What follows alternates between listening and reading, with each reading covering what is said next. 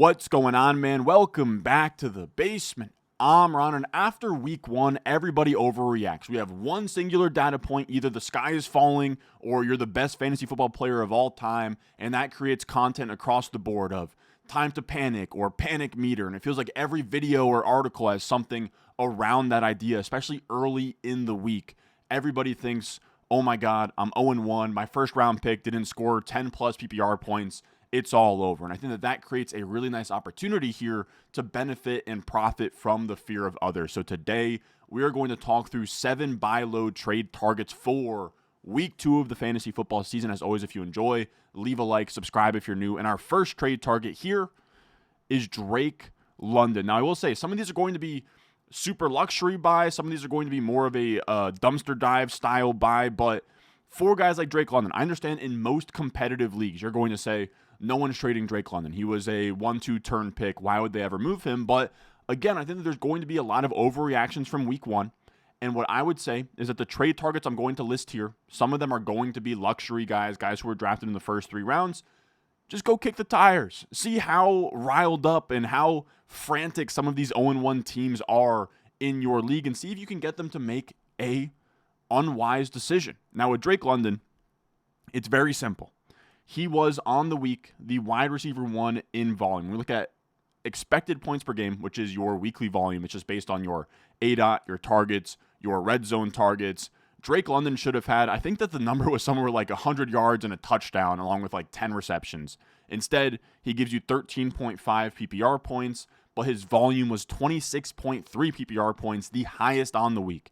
He was targeted a bunch. They literally tried to force feed him the ball in the end zone like 2 or 3 times, and it just couldn't connect. He then goes down with an injury. So if anyone is spooked on Drake London for only giving you 13.5 points or for going down with an injury, I would be looking to buy. It seems like he's going to play in week 2. I came away pretty impressed with Michael Penix as well, and Drake London is going to be the focal point of this passing offense. I have him as a locked-in wide receiver 1 moving forward, and I will say if you want access to my rest of season rankings, you can get that over at patreon.com/Ron Stewart. So if you're deciding between, do I like Drake London better or like Brian Thomas Jr. better rest of season, or if you get a trade in your inbox of somebody wants to give me Nico Collins for my Drake London, that is all answered in my rest of season rankings that you can see on the Patreon. I drop those I haven't said it every Wednesday night, but I did drop it Wednesday morning, and I'm going to be trying to get them out by Tuesday nights moving forward. You can find that in the description and the comment section down below. But here's how we're going to do this trade target video is I'm going to tell you about a player. It's one thing for me to be like, go trade for Drake London, but what does that mean? Like who am I trading away for Drake London? So this is what we're going to do. Shout out to fantasycalc.com/database.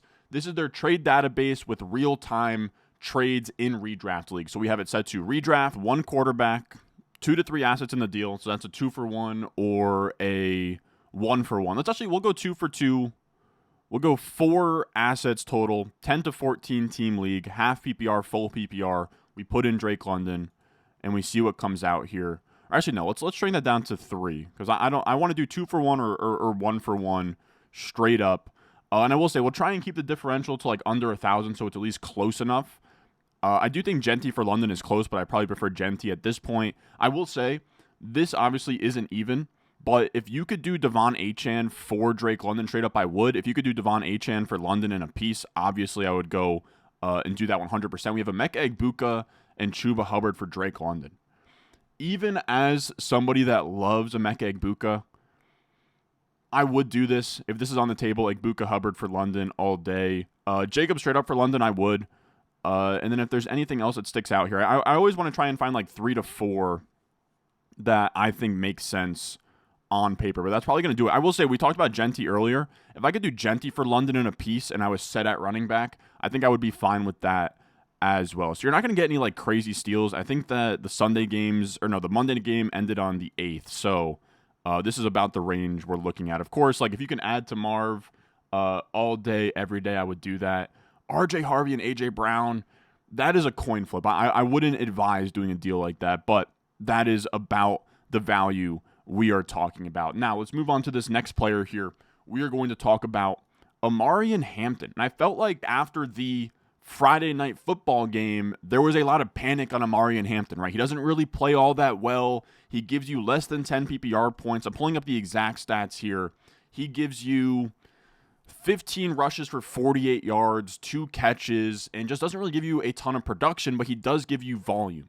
And I don't really understand panicking on Amari Hampton. As I saw a lot on Twitter, I kind of talked about it around when it happened, but I said people seem spooked on Amari Hampton, but from a usage standpoint, for a rookie in week 1, he got 17 of 19 running back opportunities and 52 of 65 snaps. That's about as good as you could hope for. I think he's going to find efficiency as the year goes on. He was one of 9 running backs that hit an 80% snap share, which for a rookie in week 1 is nuts. The whole reason that we draft rookies and why I love rookies, right? We're still waiting on this for Travion Henderson and RJ Harvey and Bill Krosky-Merritt, is because as the season goes on, they get a bigger workload. Well, Amari Hampton already has that. He has a workload comparable in terms of market share of his running back room, similar to Ashton Genty. And you got him a round and a half later. The Kansas City Chiefs last year allowed the least amount of fantasy points per game to the running back position. This was never an easy matchup. So I just don't understand it. Yes, is Najee Harris going to ramp up a little bit and get some more touches for sure? But he's not going to. This isn't how it works. It's not, the veteran does not eat into the rookie's workload as the season goes on. He is going to get to his healthy range, but I don't think it's going to get any closer than like 65-35, 70-30. And at that point, that's still absolutely fine for Amari Hampton, who should get better as the season goes on versus easier defenses as well. So I actually feel really good about Amari Hampton, and if anyone out there is panicking and doesn't like him as a running back, I would be all over that. Now let's look at what he is going for on the trade market. Can we find anything nice? Now I will say he is somebody that played on the Friday. So there is maybe some panic trades that might have even happened over the weekend with Amari Hampton. We have Odunze and Kittle for Hampton. Obviously, yes. I moved down Kittle a good bit. Just with him going on IR with Odunze, sure, I would do that all day. I don't think that this is actually on the table. And again, I hate to see trades like this because it means that people are getting way over their skis on Emeka Egbuka. And I would never put Egbuka on the sell high. You guys know I love him. I think he's a great player. But if you can get Amari Hampton for him, especially in like a half PPR league like this, I mean, all day. But I don't think that that's actually on the table. We'll go for more realistic options. Wow, Brian Thomas for Hampton and Egbuka in a 12-teamer. That's a coin flip. That's a coin flip for me. Obviously, I'd take Hampton over Henderson. I would take Hampton over. No, I think in my rest of season rankings, I actually have James Cook maybe a spot ahead. So here, I'd probably lay off. We got Marvin Harrison Jr. and Tyrone Tracy for Hampton. I would do that all day. That's very easy. To me, Marvin Harrison Jr. is still like a mid to low end wide receiver 2.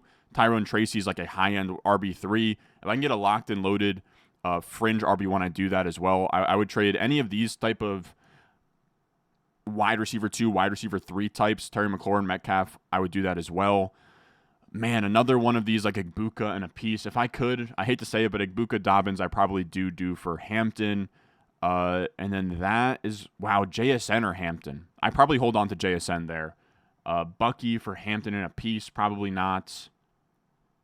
Let's look for, I'll try to, or actually no, I think that we're going to get to a date where games have already happened. I would do Garrett Wilson for Hampton very easily. RJ Harvey in a piece easily. Obviously, Kenneth Walker in a piece. I want to say that was before the Kenneth Walker game, but you guys get it. Amari Hampton, I would still, if we were drafting today, he would still be a 2-3 turn pick for me. So if you can get him at anything less than that price, I would be buying. The next player on our buy low list is Rashee Rice. And you guys should get used to it. You're going to see him a lot in these trade target videos, at least from me, where he is in a very unique position. I talked about it on Twitter the other night where I actually have him over Tyreek Hill rest of season. I will say, if you can go out there, you have Tyreek Hill on your team, and you can do a straight up swap Tyreek for Rashee Rice, I would do that instantly. Here is the thing with Rashee Rice, is every week in my rest of season rankings, in expert A, B, and C's expert rankings, Rashee Rice inches up a few spots. We have Xavier Worthy hurt.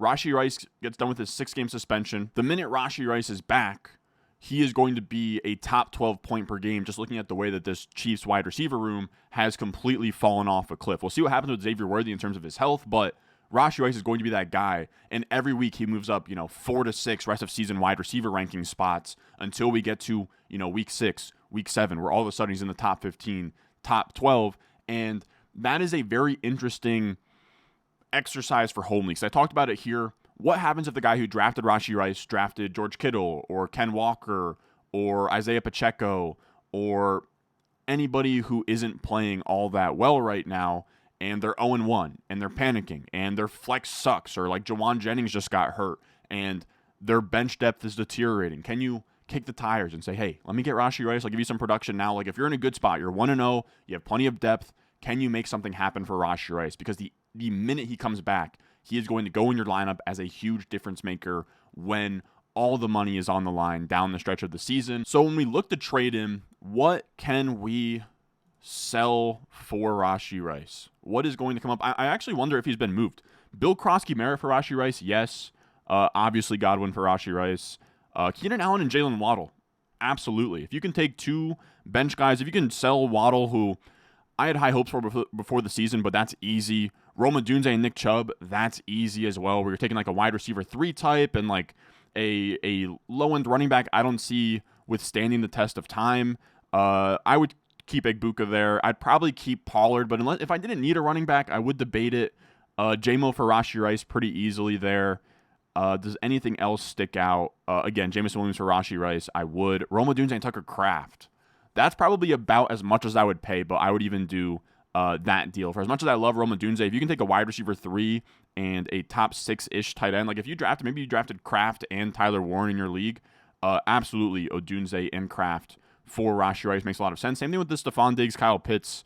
Like, if you can do these kinds of moves, like that is a really low price for me. I have him as a top 24 receiver rest of season Rashee Rice, and that's a really cheap price point for that. And this trade calculator even has it pretty close. Now, our next trade target is actually a bunch of players here. It's just the Lions in general. Again, I told you guys there's going to be a lot of high-end trade pieces here because this is the part of the season where everybody freaks out on all of the good players. The Lions being one of them. They get killed by the Packers. There's a new offensive coordinator. There's new offensive linemen, and everybody is freaking out. Are the Lions not the Lions anymore? Are they not going to score points? Is this now going to be a really tough offense because you have so many pieces and not enough touchdowns to go around? And what I would say is that if you can buy the guys at the tippy top, right, Jahmyr Gibbs or Amon-Ra St. Brown, I'm buying them all day long. Even to a lesser extent, I would say Jameson Williams on top of that. Laporta had a great game, so you're not buying low on him, but this is a really good Packers defense. I don't have any stats to back it up, but I will say go check out over on the Underdog channel with Josh and Hayden. They do this stats versus film video every single week. They covered it there with the Packers. Just the way that they're flying around. These linebackers are really good. They have Edgerrin Cooper and Quay Walker. You have, of course, Micah Parsons. They have their defensive coordinator, Jeff Hafley, who I think came from Boston College or something. He is really, really good as well. Like, this could be, outside of the Denver Broncos, the next best defense in the league, which is a really tall test for a new OC, a new ecosystem with this team on the road at Lambeau. And the thing to think through here is that on the margins and in the macro, this team is still running a good offense. We look at pre-snap motion and play action rate, two of the better indicators when it comes to offensive efficiency. The Lions are up and to the right in that same range as all the other good offenses in football. On top of that, they are supposed to bounce back this week in a big way, even against the Bears, who through 3 quarters looked like a really strong defense versus the Vikings. They are projected for the second most points this week by Vegas, next to the Cincinnati Bengals at 26.5. So Vegas thinks this offense is going to be absolutely fine, that they're going to bounce back and score a lot of points this week. I believe that as well. So if you can kick the tires on Amon-Ra St. Brown or Gibbs or J-Mo, you absolutely should. Let's see what that looks like when we get to the trade database here. I'm very curious. Like, can you actually get Gibbs for anything? Bijan for Gibbs and a piece. If you have Bijan, you might as well just sit on him. Derrick Henry for Gibbs. I would say, again, I have Gibbs ahead of Henry straight up, but they're both in the same tier. Neighbors for Gibbs, give me Gibbs. Chase Brown for Gibbs, give me Gibbs. Tyreek and Kamara for Gibbs, obviously Gibbs. Devon Achane, obviously a better piece than Golden, but Achane and a piece to get the Gibbs all day. Wow, Nico and Bill. I would do Nico and Bill to get the Gibbs. Malik Neighbors and Jacoby Myers to get the Gibbs, I would do that. Henderson and JSN. Wow. I would do that as well. Javonte and Puka to get to Gibbs. I would do that as well. Like, I don't know. Maybe I'm crazy, fellas, but I still have Gibbs as somebody as a top 5 pick. I haven't moved off of my stance as him as my RB1 rest of season. McCaffrey for Gibbs is interesting, but as long as McCaffrey's healthy, I think that it's really tough to trade off of him. What about Amon-Ra St. Brown? I imagine people are probably panicking a bit more on him. I will say with Gibbs, too, I didn't mention it, but he had 10 receptions. That was a big selling point for us in the offseason, that I think that his reception total will be better, and we saw that. He also had 65% of the snaps last year. He had 50% of the snaps in week 1, so he's getting more snaps, more targets, which to me were the 2 biggest selling points on a new level of upside for Gibbs, despite being next to Montgomery, so I think that is very exciting. Obviously, give me Amon-Ra over A.J. Brown. Mike Evans and DJ Moore for Amon-Ra. Yeah, obviously. Jacobs for Amon-Ra. I would do that as well. And I'm not even low on Jacobs, but I just have Amon-Ra ahead, very simply. I think that's probably going to be it. Etienne and McBride for Amon-Ra. Wow. That's a coin flip for me. I'll probably chill on giving too much of a lean on that one. But you guys get the idea. If you can get them for anything cheap or any of these Lions that people are panicking on, I would be looking to buy them all day long. Then our next player we have on our buy list, our shopping list this week, if you will, is Brock Bowers. He leaves with an injury. The injury seems fine. Deepak Chona says here, suspect mild sprain, lean towards playing week 2. He should be active this week. He should be fine, ready to go. He apparently tried to wave off medical attention and get back in this game. They didn't let him. He should be good. And I think that everybody was sort of, at least the sentiment I saw on Twitter is that everybody was freaking out over Michael Mayer's route share. And of course, we would love to have 85% of the routes or even 95% of the routes for Brock Bowers. But really what matters at the end of the day is his target share. It's just is he getting the ball? And as long as he's going to get a 28.6% target share, you can see here from Fantasy Points data, that is going to play all day long. Anything over 25% of the targets for Brock Bowers will be just fine. He had over 100 yards on 5 receptions, and I'm just not all that worried. Like, he's just a very good player. They're going to find ways to get him onto the field. It's honestly one of those things where they just use him when he's out there. It's not going to appease us from a route share percentage, but it's probably missing the forest for the trees when we lock in on, oh, Bowers can't be a stud because he's not running enough routes. Well, if he runs 70% of the routes, but he's getting targeted on like 35 to 40% of them, that works too, just as much as a 90% of the routes with a 25% targets per out run would work. It's just one of those things when Bowers is on the field, Chip Kelly's going to get him the ball. We'll see if moving forward we can get more wide receiver usage and just more routes in general, but I just think it's looking at the wrong data point to really zero in on that if he's still going to get the ball plenty. We also saw on the bottom here from Jacob Gibbs that the Las Vegas Raiders used way more horizontally breaking route concepts under Chip Kelly. Brock Bowers went from 35% in 2024 to 57% in week 1, which is just horizontally breaking routes is stuff like Diggs. And last year, horizontally breaking routes were by far the highest win rate route for Bowers in 2024. So the usage is amazing. I also love this passing offense as well. Don't ask why I have this pointed to the Jets logo right now, but you can see all the way on the left, the Raiders were 3rd in pass rate over expected via establish the run, which is a really, really strong mark for them. They're going to run up tempo. They're going to pass the ball, and Bowers is going to be at the center of it all. So I am still very much into Brock Bowers. He is my tight end 1 overall and somebody that I would draft at the same spot we were drafting him just a week ago. And if anybody is flinching on their conviction, I would be buying, especially if you have, like, can you do Kittle for Bowers and Kittle and a piece for Bowers? I would. What sticks out? Wow, Marvin Warren for Bowers. That's about as much as I'll pay, but I would pay that price. Laporta and Dobbins all day. Chase Brown or Brock Bowers? That one I think is team dependent. I think that just depends, like, is your running back depth fine? Do you need a tight end? Brian Thomas for Bowers and Calvin Ridley. I probably wouldn't do that one. What else sticks out? McLaurin and Kittle, absolutely. If you could do something like this, like Kittle and a piece, if you're the Kittle team, I know it doesn't really sound all that smart, but, like, I don't know, maybe the Bowers guy has a backup tight end he's fine about. He's panicking on Bowers. Can you give him Kittle and a piece that helps his flex? I would. And I think that that's probably it. I will say, as the season goes on and we get more weeks here, we'll get a more robust trade database, but that is all I'm seeing for Bowers here. And then we'll talk about another team conglomerate as a trade target. And it's just simply the Bengals. We don't even have to speak a ton about them. This is what they do. They start slow. They're frustrating out the gate. Jamar Chase had 2 duds last year to start the season, and then he was the best player in fantasy football. Everybody seems to be... I've seen people panicking about Chase Brown. Yes, the offensive line was bad. Yes, the offense was bad. But again, they start slow. And Chase Brown got over 20 touches. That's all you're asking for. Like, Chase Brown is a volume play on a offense that's going to score touchdowns. This week, they didn't score a ton of touchdowns, but they will in the future, which makes them exciting. So if you're going to get the RB1 who's going to lock in like 18-plus touches every week on a good offense, that guy deserves to be a top 8 running back at worst rest of season moving forward. And on top of that, again, like T. Higgins, Jamar Chase, Joe Burrow, I'm buying all of these guys if there is any panic whatsoever. We'll put this up here, I suppose. Let's see. What can we get? Is Chase Brown, are people selling low on Chase Brown at this point? Henderson and Hunter for Chase Brown. Wow. Out the gate, we're starting off hot. I probably... God, that's as even as it gets. I know the trade calculator is not really...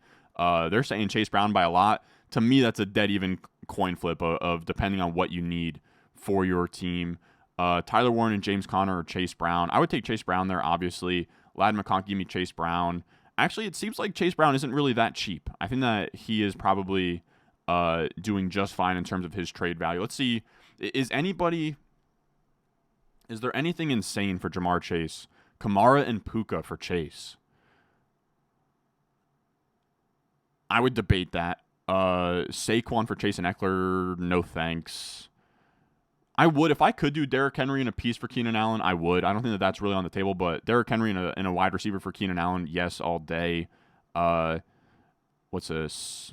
See, the issue is like a lot of these aren't enough. I would do, if I happen to have London and JSN, I would bundle them for Chase. Let's see T. Higgins real quick. I imagine Higgins is obviously the most attainable of the bunch. See, I would still prefer T over Marv. I'd still prefer T over Devontae. I'd still prefer T over Egbuka. T over Tyreek. T over Zay Flowers for me. T over Travis Etienne. Yeah, so you can actually still get this Terry McLaurin for T all day. DJ Moore for T all day. If you can do any of these like straight swaps of random wide receiver 2, wide receiver 3 types, I would for T. Higgins. And then the last player we'll talk about is George Pickens.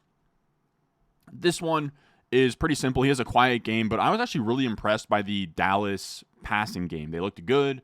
Dak Prescott looked completely in command of this offense. Like, Dak Prescott is one of the more pure ethical hoopers in the sport. Like, just a very good, in terms of like being at the command of his operation as a quarterback, he is really, really good. When we look at adjusted quarterback efficiency here from Kevin Cole, and we adjust for things like receiver yards after catch, drops, protection, dropped or tipped interceptions, etc., Dak Prescott made the biggest jump this week as the 3rd best adjusted quarterback efficiency in the league. He looked really good. He was kind of actually let down by a supporting cast, a bunch of drops from CeeDee Lamb, but I think moving forward, when they're not playing the Philadelphia Eagles, they should be just fine. I think George Pickens will be a huge benefactor of this marriage. I'm still very, very high on him. If anyone out there is panicking on George Pickens, I would be looking to buy if he is available. Let's see. I would take Pickens over JMO rest of season. This one I am slamming. We'll have a sell target video tomorrow. Pacheco's at the top of my list. I can't believe that he is still viewed. Like, I will say some of this trade target stuff as I sort of peeked around the industry of what rest of season rankings look like, or like these trade value charts by these big sites. Some of them just aren't quick enough to move on. Pacheco being one of them. Pacheco I have is like my RB34 rest of season. Really nasty committee in Kansas City. We'll talk about that tomorrow. I don't want to give away too much, but Pacheco for, honestly, any of these Pickens, Jameson Williams type of guys to put in your flex all day long. Pacheco for Pickens is a great way to bail yourself out of what's going to be a pretty rough 5th or 6th round pick here. What else sticks out? Javonte for Pickens, I would do that as well. Metcalf for Pickens, I would. Hubbard for Pickens and Walker? Yeah, I would. Swift or Pickens, I think that's about dead even based on what you need at each position. But that is going to do it for us today. I think that's a good little trade target video here for week 2. I will say, let me know how you guys feel about it. I always I'm trying to, if you have a better trade database, let me know. It's definitely, I don't know if it's early season or if I have the filters on too narrow. It did feel like I only had like 15 trades to pick from. Usually we can scroll and go to another page. So let me know. I do think it's important to show you guys at least like somewhat real trade scenarios. I'm not just saying like, hey, buy this player. And then you're like, okay, but like, what am I selling for him? So that is my attempt at doing that in this video. Of course, as always, if you want my rest of season rankings, you can find them over on the Patreon, patreon.com/Ron Stewart. In the description, in the comment section down below, you get my rest of season rankings, my weekly rankings, my waiver wire article every week, all of that good stuff over there. But if you can't support there, if you're already subscribed, leave a like on this video, subscribe if you're new, and I will see you guys in the next one.